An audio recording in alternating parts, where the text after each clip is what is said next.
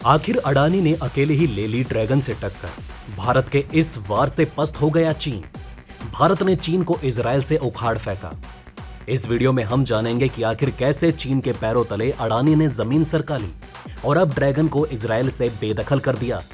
इसके साथ ही साथ दूसरी खबर में भी देखेंगे कि किस तरीके से अडानी के सर पर इस समय मोदी का हाथ है, जो कि अडानी को और ताकतवर बनाता चला जा रहा है।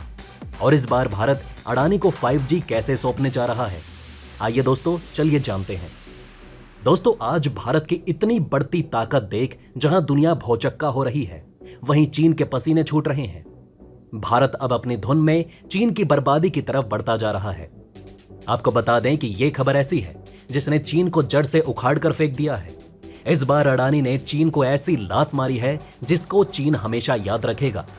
आपको असलियत बता दें कि अडानी ग्रुप अब सिर्फ भारत सरकार के इशारों पर काम करता है और जो भी काम उसे मोदी सरकार करने को कहती है वही करता है। भारत का तो सबसे बड़ा दुश्मन चीन शुरू से ही रहा है और ऐसा कोई मौका नहीं बचा जहां चीन ने भारत को नीचा दिखाने की कोशिश ना की हो। लेकिन कहते हैं ना कि 100 सुनार की तो एक लुहार की। चीन बहुत बिलबिला रहा था, लेकिन भारत के इस एक्शन से चीख उठा है। आपको बता दें कि इस बार भारत ने ठान ली है कि चीन का नामो निशान मिटाकर रहेंगे। ऐसे में भारत ने चीन को इजराइल से उखाड़ फेंकने का निर्णय ले लिया है। इस पर जमकर काम भी कर रहा है। आपको बता दें कि देश के जाने माने उद्योगपति गौतम अडानी, जो भारत के सबसे अमीर बिजनेसमैन मुकेश अंबानी को टक्कर दे रहे हैं, आज उन्होंने एक बार फिर मोदी सरकार के इशारे पर एक नया कीर्तिमान स्थापित किया है। इस बार उन्होंने अंबानी या टाटा से नहीं, बल्कि सीधे चीन को टक्कर देने का मन बना लिया है और पूरे जोर शोर से इसकी तैयारियों में भी लगे हुए हैं। हाल ही में खबर आई कि अरबपति गौतम अडानी की फर्म अडानी पोर्ट्स ने 14 जुलाई को अपने साथी ग्रुप गैडोट के साथ मिलकर इजराइल के हाइफा पोर्ट के निजीकरण का टेंडर जीता है और उसे अपने कब्जे में कर लिया। इजराइल का यह अहम बंदरगाह मेडिटेरियन सी कोस्ट पर स्थित है। साथ ही ये बंदरगाह व्यापार में सबसे बड़े और प्रमुख केंद्रों में से एक है।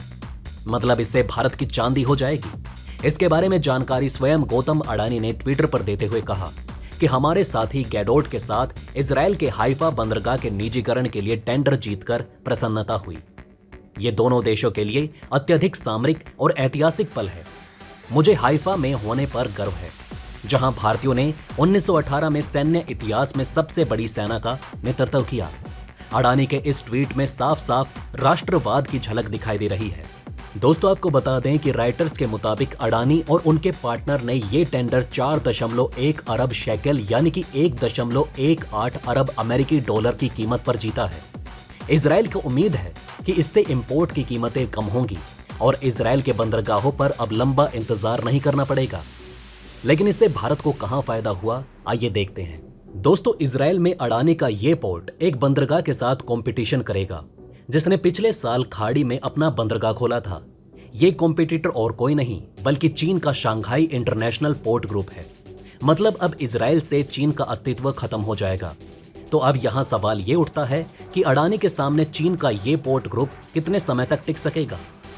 दोस्तों, ये तो साफ है कि अडानी देश में वो उद्योगपति हैं जिन्होंने शून्य से शुरुआत कर आज 3 दशकों की मेहनत के बाद अपने बल पर 7 कंपनियां खड़ी की, जो आज 153 बिलियन डॉलर का संयुक्त बाजार पूंजीकरण कमा रही है। अडानी के पास बिजनेस की जो समझ और ज्ञान है वो शायद ही किसी के पास हो। दोस्तों, बने रहिएगा हमारे साथ, क्योंकि अभी दूसरी सबसे इंटरेस्टिंग खबर बची हुई है जो आपके कान खड़े कर देगी। इतना ही नहीं, अडानी के स्वामित्व वाला Adani ports and special economic zone limited Bharat का सबसे बड़ा निजी पोर्ट ऑपरेटर और एंड टू एंड लॉजिस्टिक्स भी देता है, जिसके 13 पोर्ट और टर्मिनल देश के पूर्वी और पश्चिमी दोनों तटों पर स्थित हैं। 2 दशकों से भी कम समय में अडानी ने पूरे भारत में बंदरगाहों के बुनियादी ढांचे और सेवाओं के एक यूनिक पोर्टफोलियो का निर्माण, अधिग्रहण और विकास किया है।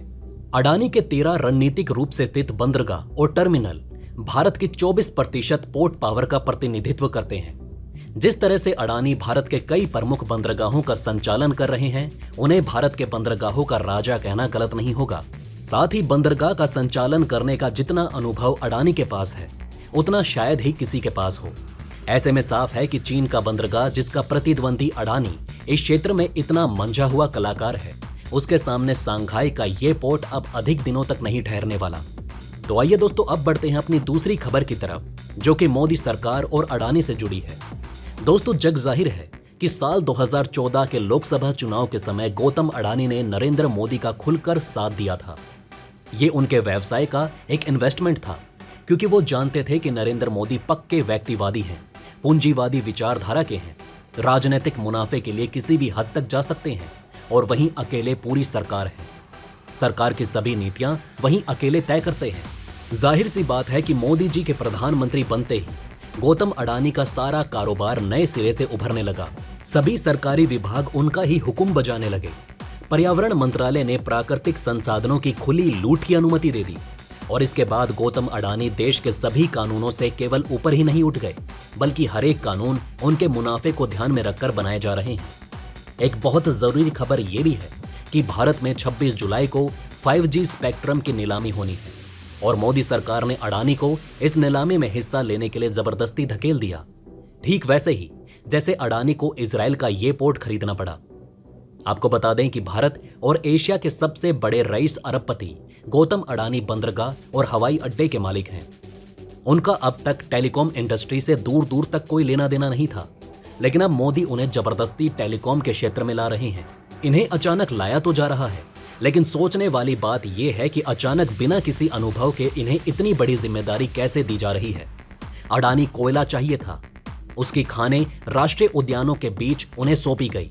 उन्हें पेट्रोलियम का कारोबार करना था तो ONGC और ऑयल इंडिया लिमिटेड उनकी मदद करते रहे।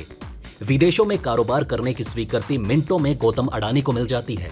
देश में किसी के पास कुछ ग्राम अफीम मिलती है तब नारकोटिक्स ब्यूरो उसके पीछे हाथ धोकर पड़ जाता है, पर जब अडानी के मुद्रा पोर्ट से टन की मात्रा में अफीम मिलती है तो इसी ब्यूरो ने आंखें बंद कर ली, क्योंकि उन पर मोदी जी के हाथ जो हैं। गौतम अडानी की एंट्री 5G स्पेक्ट्रम में होने के बाद से अंबानी अडानी आमने सामने हैं, लेकिन इससे सरकार की चांदी होने वाली है।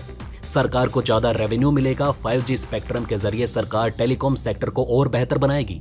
इसके लिए 5G स्पेक्ट्रम की नीलामी की जा रही है, जो 26 जुलाई से शुरू होगी। इस नीलामी में कुल 4 कंपनियां शामिल होने जा रही हैं। माना जा रहा है कि जियो 55 से 60 हजार करोड़ की बोली लगा सकती है, जबकि भारतीय एयरटेल 5G के लिए 50 हजार करोड़ की कीमत की बोली लगा सकती है। वहीं अडानी समूह सबसे बड़ा सरप्राइज है। अडानी की एंट्री से एक बात तो तय है कि सरकार को अच्छा रेवेन्यू मिलेगा। दोस्तों, अब आप हमें कमेंट सेक्शन में बताइए कि क्या ये बातें आपको पहले से पता थी। अगर नहीं तो इनमें से कौन सी बात आपको सबसे ज्यादा इंटरेस्टिंग लगी, और कमेंट बॉक्स में जय हिंद लिखना ना भूलिएगा। तो दोस्तों, हमारे इस वीडियो में हमने आपको बहुत सी बातें बताने की कोशिश की। अगर आपको हमारी ये कोशिश अच्छी लगी हो तो प्लीज लाइक करें इस वीडियो को, और इसी तरह की और जानकारी पाने के लिए सब्सक्राइब करें हमारे चैनल को। जितना हो सके इस वीडियो को शेयर करना ना भूलें। धन्यवाद।